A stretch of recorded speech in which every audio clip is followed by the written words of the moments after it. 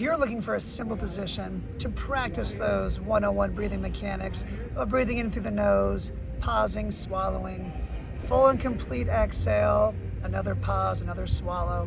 And I was thinking for a position that's easy to practice that really helps to maintain the position of the ribs and pelvis very easily. You need this 90-90 position.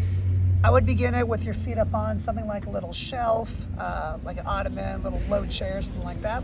Somewhere your hips are roughly about 90 degrees. As long as there's no cramping or pain in your hips, you should be just fine.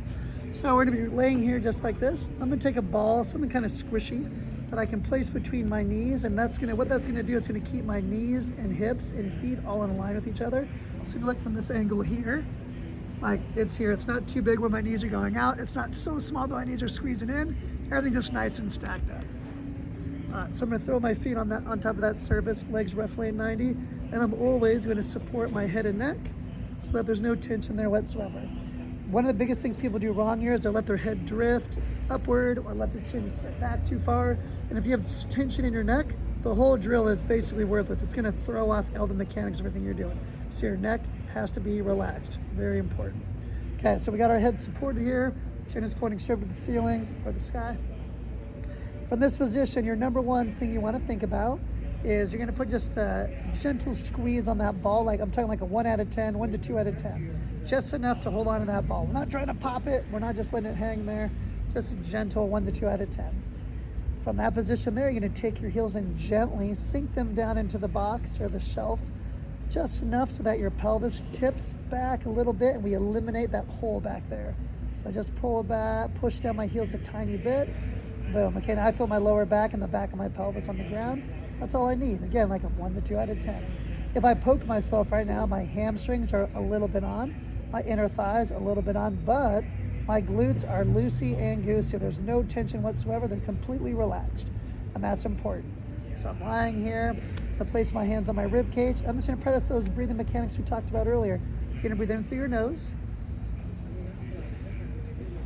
No tension in the neck. Pause, swallow.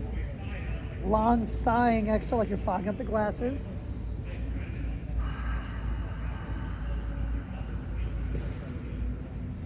Until there's no air left. Pause there, swallow again. Inhale again. Things I would like you to feel is not a big belly rising and falling, making your ribs and pelvis move back and forth. This should all stay pretty still the entire time for the most part. I'd like you to feel a more lateral expansion here. So I put my hands on the sides of my ribs and I breathe in slowly. I feel my ribs spreading out like this. I pause, swallow, and as I exhale, you're gonna feel my ribs folding back in.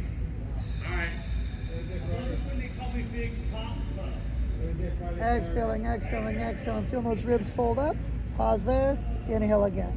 So again, each exhale you do, you should feel more and more contraction through the obliques, more and more and more, without a big reset back and forth each time. We're trying to learn how to maintain a level pelvis and level rib cage, which would be like them both making a straight line towards the sky. So they're like parallel lines.